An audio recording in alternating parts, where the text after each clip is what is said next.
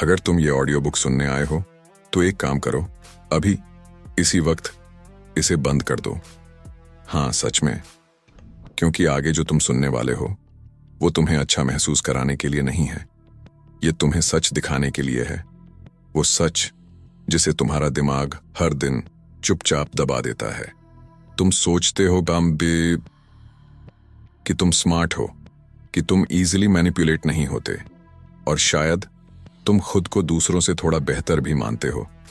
लेकिन अगर मैं तुमसे कहूं कि तुम्हारे ज्यादातर फैसले तुम्हारी सोच नहीं, तुम्हारी कंडीशनिंग का रिजल्ट है, कि तुम्हें कंट्रोल करने के लिए कभी किसी ने फोर्स इस्तेमाल नहीं किया, बस तुम्हें इतना फील करवाया गया कि तुम खुद डिसाइड कर रहे हो, और तुमने बिना सवाल किए वही किया। तुमने वही चाहा जो तुम्हें चाहने के लिए पुश किया गया। और सबसे खतरनाक बात, तुम्हें आज तक लगा कि ये सब तुम्हारा अपना डिसीजन था। अब तुम ये सोच रहे होगे, ये मेरे साथ नहीं होता। यही तुम्हारी सबसे बड़ी गलती है, क्योंकि जिस इंसान को लगता है कि वो कंट्रोल में है, वही सबसे आसान टारगेट होता है। तो आखिरी बार पूछ रहा हूं, क्या तुम सच में ये जानना चाहते हो कि तुम्हारे दिमाग के साथ क्या खेल खेला गया है? क्योंकि इसके बाद या तो तुम खुद को अलग नजर से देखोगे, या फिर तुम इस वीडियो को बीच में ही बंद कर दोगे। चलो शुरू करते हैं उस पहली इल्यूजन से जिसे तुम अपनी चॉइस कहते हो, क्योंकि सच्चाई ये है, तुम्हारे पास चॉइस कभी थी ही नहीं। Chapter 1, illusion of choice. तुम अभी भी यहां हो, मतलब तुमने बंद नहीं किया। अच्छा है, या शायद यही एक्सपेक्टेड था। चलो सीधा शुरू करते हैं। एक छोटा सा एक्सपेरिमेंट हुआ था। लोगों को एक सिंपल सिचुएशन दी गई। उनके सामने दो ऑप्शंस रखे गए, ऑप्शन ए और ऑप्शन बी। दोनों देखने में अलग थे, लेकिन रिजल्ट लगभग सेम। लोगों से कहा गया, जो चाहो चुनो, ये पूरी तरह तुम्हारा डिसीजन है। और गेस करो क्या हुआ? ज्यादातर लोगों ने कॉन्फिडेंटली एक ऑप्शन चुना और बाद में उसे जस्टिफाई भी किया। मुझे ये ज्यादा सही लगा, ये मेरे पर्सनालिटी के हिसाब से बेटर है। उन्हें पूरा यकीन था कि ये उनका खुद का फैसला है। लेकिन असली खेल यहां नहीं था। असली खेल ये था कि दोनों ऑप्शंस इस तरह डिजाइन किए गए थे कि इंसान चाहे कुछ भी चुने, वो पहले से तय आउटकम की तरफ ही जाए।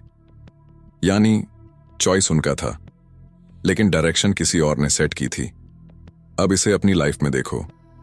जब तुम ऑनलाइन कुछ खरीदते हो, तुम्हें 3 प्लान्स दिखते हैं, बेसिक, स्टैंडर्ड, प्रीमियम।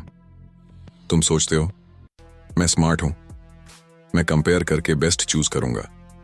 लेकिन क्या तुम्हें पता है, अक्सर स्टैंडर्ड प्लान को इस तरह डिजाइन किया जाता है कि वो सबसे लॉजिकल लगे।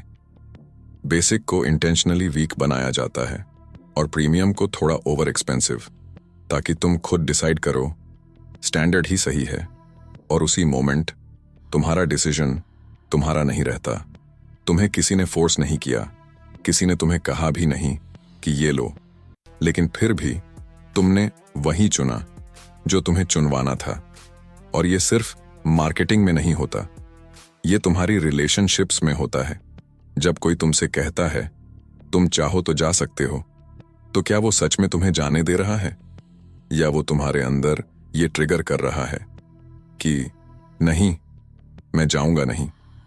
तुम्हें फ्रीडम दी जाती है ताकि तुम खुद उस फ्रीडम के खिलाफ जाओ। अब एक अनकंफर्टेबल सवाल, क्या तुम्हें याद है तुमने कितनी बार कोई डिसीजन लिया और बाद में उसे जस्टिफाई किया? मैंने ये इसलिए किया क्योंकि, लेकिन सच ये है, तुम पहले चूज करते हो और फिर रीजन बनाते हो। तुम्हारा दिमाग सच नहीं ढूंढता, वो जस्टिफिकेशन ढूंढता है। और यही सबसे बड़ा ट्रैप है, क्योंकि जिस दिन तुम्हें यह लगने लगता है कि मैं खुद डिसाइड करता हूं, उसी दिन से तुम्हें कंट्रोल करना सबसे आसान हो जाता है। अब ध्यान से सुनो, ये जो इल्यूजन है कि तुम्हारे पास चॉइस है, यही पूरी गेम की फाउंडेशन है। अगर ये टूट गया तो पूरा सिस्टम कोलैप्स हो जाएगा। लेकिन अगर ये इंटैक्ट रहा तो तुम जिंदगी भर सोचते रहोगे कि तुम फ्री हो, जबकि सच में तुम्हें हर स्टेप पर गाइड किया जा रहा होगा।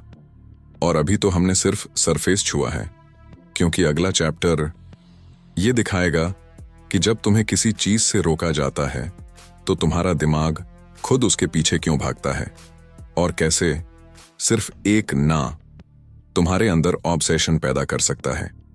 तैयार रहना, क्योंकि वहां से कंट्रोल और भी इनविजिबल हो जाता है। Chapter 2, the forbidden trigger.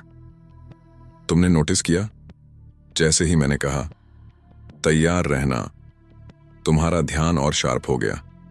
क्यों?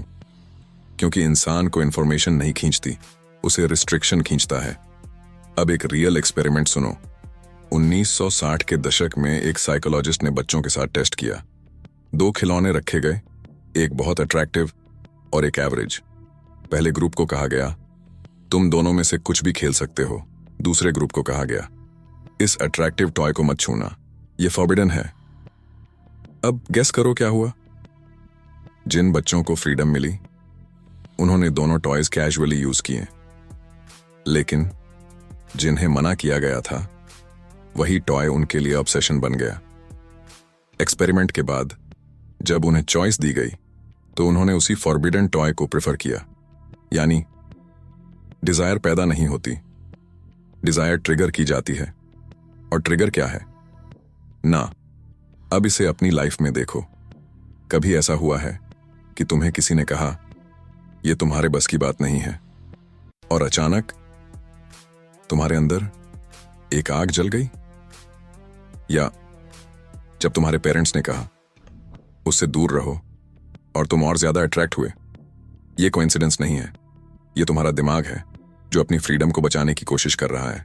लेकिन यही तुम्हारी सबसे बड़ी कमजोरी है, क्योंकि कोई भी इंसान अगर तुम्हें कंट्रोल करना चाहता है तो वो तुम्हें डायरेक्टली फोर्स नहीं करेगा, वो बस तुम्हें रोकेगा और तुम खुद उसके जाल में चलकर जाओगे। अब यहां एक छोटा सा एक्सपेरिमेंट करते हैं, ध्यान से सुनो। अभी मैं तुम्हें एक ऑप्शन दे रहा हूं। ऑप्शन 1, इस ऑडियो बुक को एंड तक सुनो और समझो कि तुम्हारे साथ क्या हो रहा है। ऑप्शन 2, यहीं बंद कर दो, क्योंकि शायद ये तुम्हारे लिए नहीं है। अब सच सच सोचो, तुम्हारे दिमाग में पहला रिएक्शन क्या आया?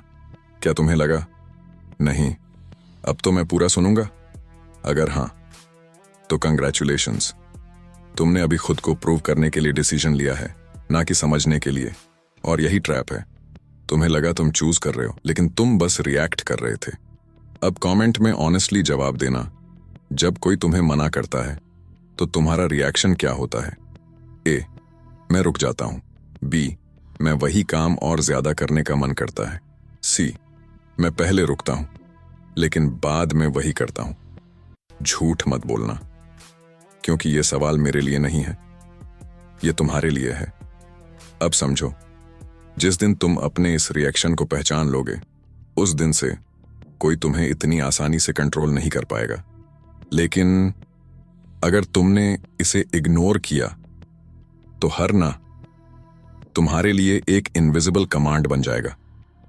और अगला चैप्टर इससे भी डेंजरस है, क्योंकि वहां कोई तुम्हें रोकेगा भी नहीं, कोई तुम्हें फोर्स भी नहीं करेगा, फिर भी तुम वही करोगे जो वो चाहता है। क्यों? क्योंकि इस बार वो तुम्हारे ईगो को ट्रिगर करेगा, और जब ईगो खेल में आता है तो इंसान कंट्रोल नहीं होता, वो खुद कंट्रोल बन जाता है। तैयार रहना। Chapter 3, ego hijack. अभी तक तुम्हें रोका गया और तुम रिएक्ट किए, लेकिन अब जो होने वाला है वो उससे भी खतरनाक है, क्योंकि अब कोई तुम्हें रोकेगा नहीं, कोई तुम्हें ना भी नहीं कहेगा, फिर भी तुम वही करोगे जो सामने वाला चाहता है। क्यों? क्योंकि इस बार खेल तुम्हारे दिमाग से नहीं, तुम्हारे ईगो से खेला जाएगा। एक एक्सपेरिमेंट हुआ था। लोगों को एक सिंपल पजल दिया गया। कुछ लोगों से कहा गया, यह आसान है, हर कोई कर लेगा। और दूसरे ग्रुप से कहा गया, यह थोड़ा ट्रिकी है, हर कोई सॉल्व नहीं कर पाता। अब गेस करो क्या हुआ? पहले ग्रुप ने कैजुअली ट्राई किया, कुछ ने छोड़ा, कुछ ने किया, लेकिन दूसरे ग्रुप के लोगों ने प्रूव करने के लिए खुद को पुश किया। उन्होंने ज्यादा टाइम लगाया, ज्यादा एफर्ट दिया, सिर्फ इसीलिए नहीं कि पजल सॉल्व करना था, बल्कि इसीलिए कि मैं हर कोई नहीं हूं। यही ईगो है। तुम काम नहीं करते, तुम खुद को साबित करते हो। अब अपनी लाइफ में देखो, जब कोई तुमसे कहता है तुम ये नहीं कर पाओगे, तो तुम क्यों हर्ट होते हो? क्यों तुम्हारे अंदर तुरंत ये आता है मैं करके दिखाऊंगा? क्या सच में तुम्हें वो काम करना था, या तुम्हें बस खुद को प्रूव करना था? यही वो पॉइंट है जहां इंसान सबसे ज्यादा वल्नरेबल होता है, क्योंकि यहां वो लॉजिक से नहीं चलता, वो ईगो से चलता है। और जिस इंसान को तुम्हारा ईगो समझ आ गया, उसे तुम्हें कंट्रोल करने के लिए कुछ करने की जरूरत नहीं। वो बस एक सेंटेंस बोलेगा, ये तुम्हारे लेवल का नहीं है, और तुम खुद अपनी लिमिट्स तोड़ने निकल जाओगे। अब यहां एक और एक्सपेरिमेंट समझो। एक स्टडी में लोगों से कहा गया तुम एवरेज हो, और कुछ लोगों से कहा गया तुम अबव एवरेज हो। जिन्हें एवरेज कहा गया उन्होंने खुद को प्रूव करने के लिए ज्यादा रिस्क लिया। जिन्हें अबव एवरेज कहा गया उन्होंने उस आइडेंटिटी को मेंटेन करने के लिए सेफ खेला। यानी तुम वो नहीं करते जो सही है, तुम वो करते हो जो तुम्हारी आइडेंटिटी को प्रोटेक्ट या प्रूव करे। और यही लूप होल है।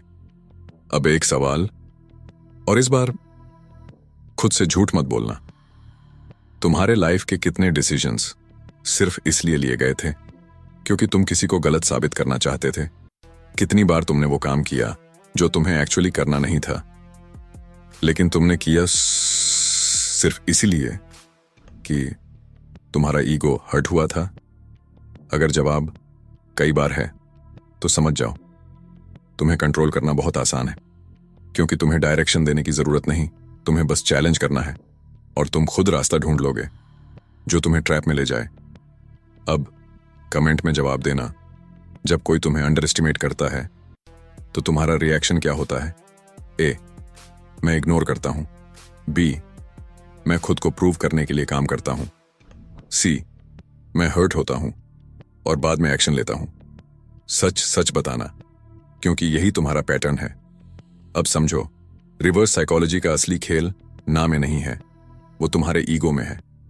और अभी तक तुम बस रिएक्ट कर रहे थे, लेकिन अगला चैप्टर और भी डीप है, क्योंकि वहां कोई तुम्हें चैलेंज भी नहीं करेगा, कोई तुम्हें प्रोवोक भी नहीं करेगा, फिर भी तुम वही बन जाओगे जो वो चाहता है, क्योंकि इस बार तुम्हारी आइडेंटिटी को शेप किया जाएगा। और जब आइडेंटिटी बदलती है तो इंसान खुद को कंट्रोल नहीं करता, वो कंट्रोल बन जाता है।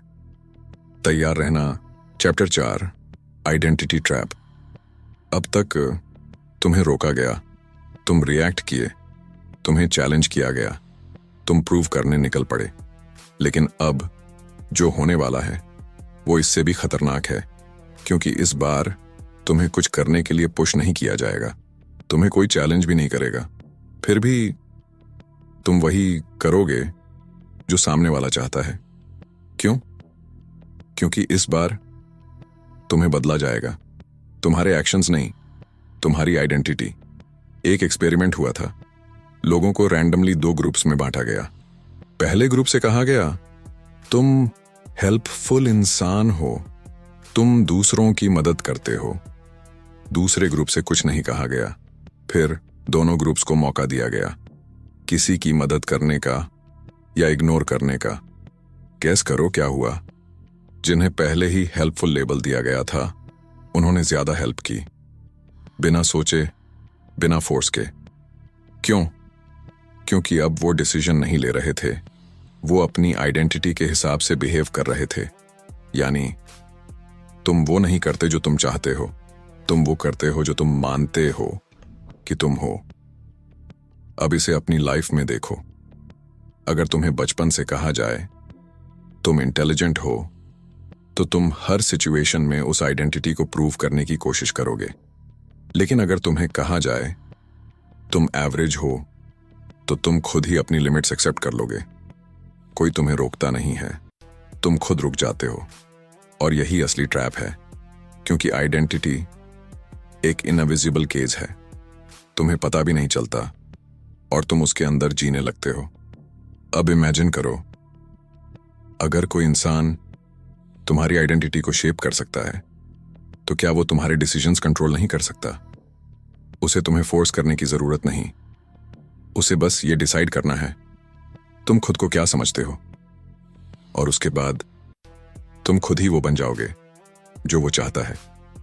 तुम्हें कभी किसी ने कहा होगा तुम ऐसे ही हो, तुमसे ये नहीं होगा, तुम इस टाइप के इंसान हो, और तुमने शायद आर्ग्यू भी नहीं किया, क्योंकि धीरे धीरे तुमने उसे एक्सेप्ट कर लिया, और उसी दिन तुमने अपनी फ्रीडम खो दी। अब सच सुनो, तुम्हारी पर्सनालिटी, तुम्हारी पसंद, तुम्हारे डिसीजंस, इनमें से बहुत कुछ ओरिजिनल नहीं है। ये तुम्हें दिया गया है, शेप किया गया है, और तुमने उसे अपना मान लिया। और यही रीजन है कि तुम्हें कंट्रोल करना इतना आसान है, क्योंकि तुम्हें डायरेक्शन देने की जरूरत नहीं, तुम्हें बस डिफाइन करना है। और एक बार इंसान डिफाइन हो गया तो वो खुद ही प्रिडिक्टेबल हो जाता है, और जो प्रिडिक्टेबल है वो कंट्रोलेबल है। अब खेल और डीप होने वाला है, क्योंकि अगला चैप्टर ये नहीं दिखाएगा कि तुम कौन हो, ये दिखाएगा कि तुम क्या चाहते हो, और कैसे तुम्हारी डिजायर्स भी तुम्हारी नहीं होती, कैसे जो तुम्हें नहीं मिलता वही तुम्हारे लिए सबसे वैल्यूएबल बन जाता है, और कैसे रिजेक्शन एक इनविजिबल हुक बन जाता है। तैयार रहना, क्योंकि अब तुम सिर्फ समझ नहीं रहे, तुम एक्सपोज हो रहे हो। चैप्टर 5, जो तुम्हें नहीं मिलता वही तुम्हें कंट्रोल करता है। ध्यान से सुनो, क्योंकि अब खेल बदलने वाला है।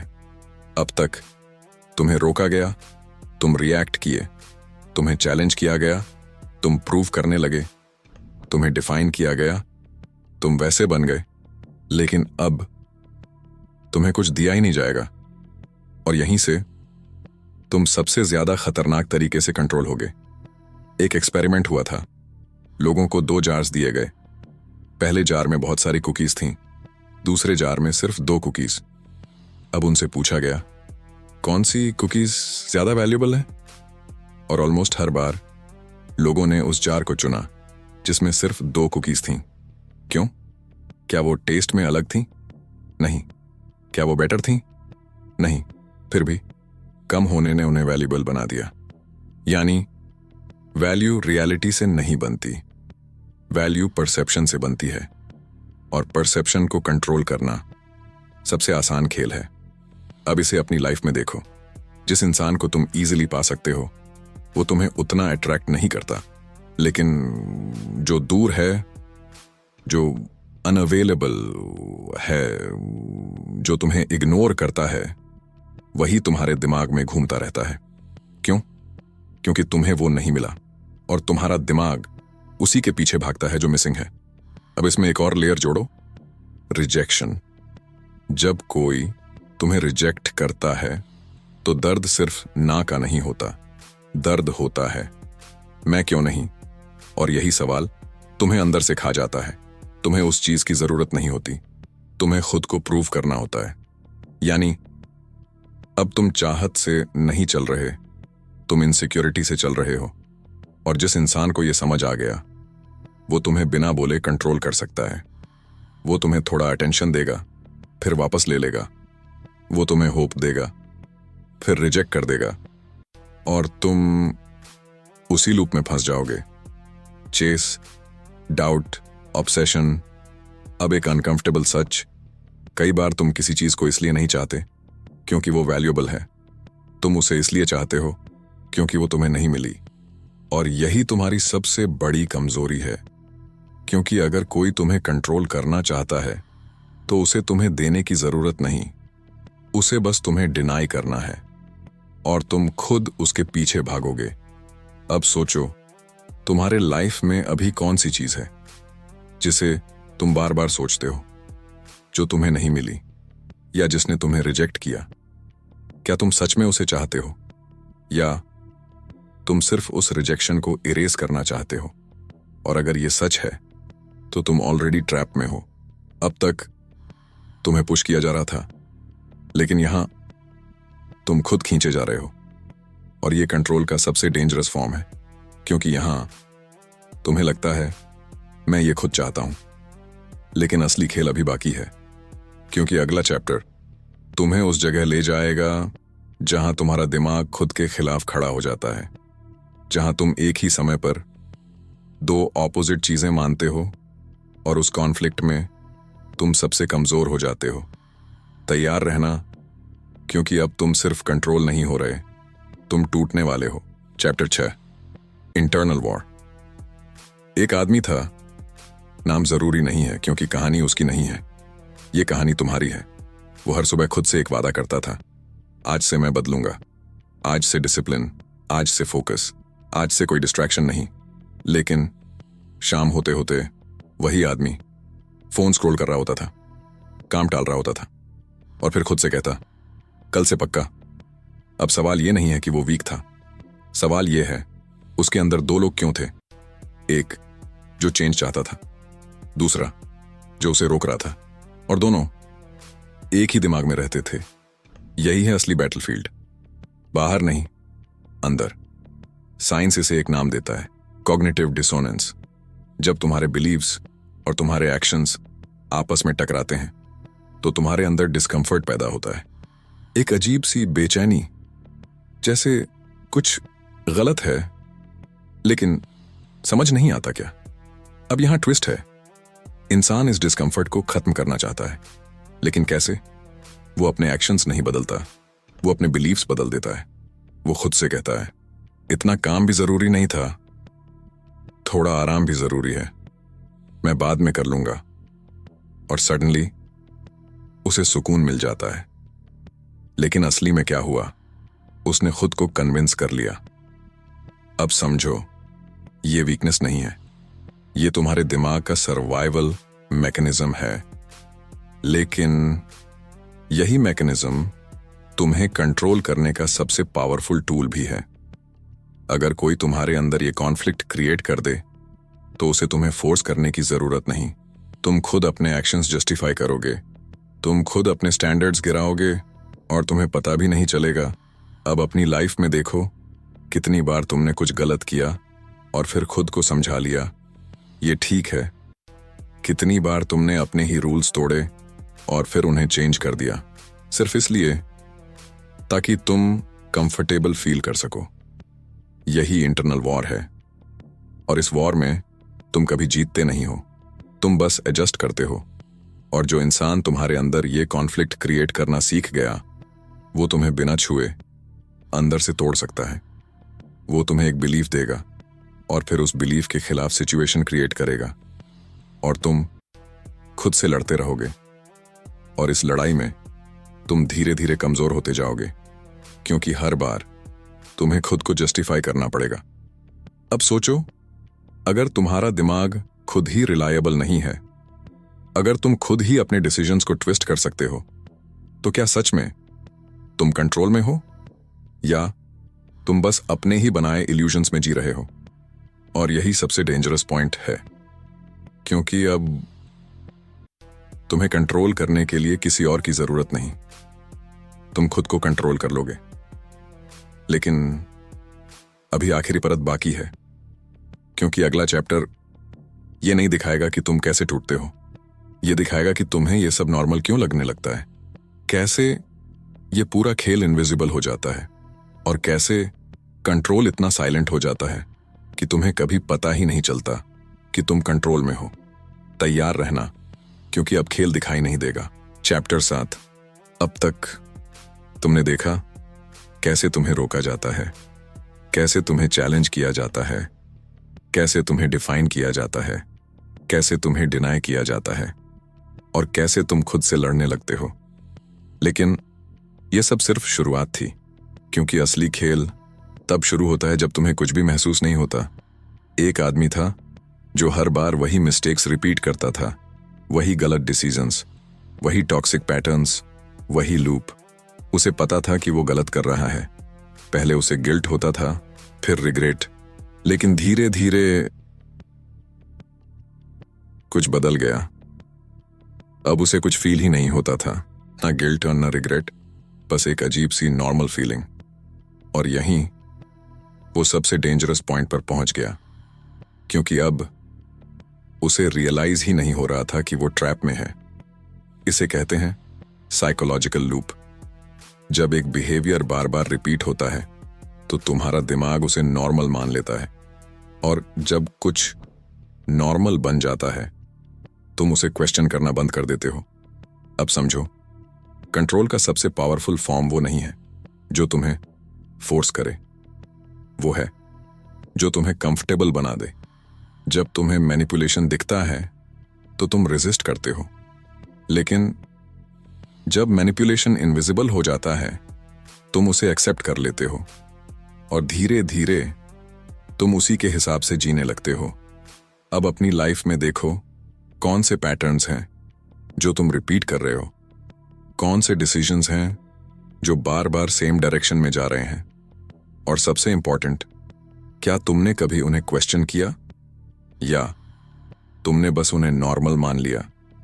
यही फाइनल लूप है जहां तुम्हें कंट्रोल किया जाता है और तुम्हें पता भी नहीं चलता। तुम्हें इन्फ्लुएंस किया जाता है और तुम्हें लगता है ये मैं हूं। और यही वो जगह है जहां इंसान पूरी तरह ट्रैप हो जाता है, क्योंकि अब उसे बाहर निकलने की जरूरत फील ही नहीं होती। अब सच सुनो, अगर तुम यहां तक पहुंच गए हो तो दो पॉसिबिलिटीज हैं। या तो तुम ये सब समझ रहे हो, या फिर तुम ऑलरेडी इस लूप का हिस्सा बन चुके हो, क्योंकि ये ऑडियो बुक सिर्फ नॉलेज नहीं थी, ये एक मिरर थी जिसमें तुमने खुद को देखा या देखने से बचते रहे।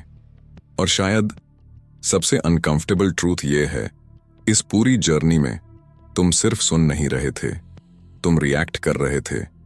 तुम्हें ट्रिगर किया गया, तुम्हें पुश किया गया, तुम्हें डाउट में डाला गया, और तुम हर स्टेप पर वही फील कर रहे थे जो तुम्हें फील करवाया गया। यानी ये पूरा एक्सपीरियंस था, डिजाइन था। और अगर तुम ये समझ गए तो शायद तुम इस गेम से बाहर निकल सकते हो, लेकिन अगर नहीं तो तुम इसे एक और ऑडियो बुक समझकर भूल जाओगे, और फिर वही पैटर्न्स रिपीट होंगे। क्योंकि कंट्रोल हमेशा ऑब्वियस नहीं होता, वो साइलेंट होता है, और साइलेंस में सबसे बड़े फैसले लिए जाते हैं। अब चॉइस तुम्हारी है, या शायद तुम्हें ऐसा लग रहा है। अगर तुम यहां तक पहुंच गए हो तो एक बात साफ है, तुम सिर्फ सुनने नहीं आए थे, तुम समझने आए थे। लेकिन अब असली सवाल ये नहीं है कि ये ऑडियो बुक कैसी थी, असली सवाल ये है अब तुम क्या करोगे। क्योंकि आज तुम्हारे सामने दो रास्ते हैं। ऑप्शन 1, तुम ये सब सुनकर इग्नोर कर दो, खुद से कहो ये बस नॉलेज था, और वापस उसी लूप में चले जाओ जहां तुम्हारे डिसीजंस तुम्हारे नहीं होते। ऑप्शन 2, तुम अनकंफर्टेबल ट्रूथ को एक्सेप्ट करो, अपने पैटर्न्स को ऑब्जर्व करना शुरू करो, और हर बार जब तुम्हारा माइंड रिएक्ट करे तुम खुद से पूछो, ये सच में मेरा डिसीजन है या मैं रिएक्ट कर रहा हूं। लेकिन ध्यान रखना, पहला रास्ता आसान है और दूसरा रास्ता तुम्हें बदल देगा। अब कमेंट में सिर्फ एक वर्ड लिखो, लूप। अगर तुम अभी भी उसी इनविजिबल कंट्रोल में जीना चाहते हो, अवेयर। अगर तुम उस कंट्रोल को देखना और तोड़ना चाहते हो, झूठ मत लिखना, क्योंकि ये कमेंट मेरे लिए नहीं है, ये तुम्हारे लिए है। और अगर तुम्हें ऐसे ही कंटेंट चाहिए जो तुम्हें कंफर्ट नहीं क्लैरिटी दे, तो दोस्तों हमारे चैनल 7 PM ऑडियो बुक को अभी सब्सक्राइब करें, क्योंकि यहां हम तुम्हें वो नहीं बताते जो अच्छा लगे, हम वो बताते हैं जो सच है। और सच हमेशा सिंपल नहीं होता, लेकिन एक बार दिख गया तो उसे इग्नोर करना मुश्किल हो जाता है। धन्यवाद।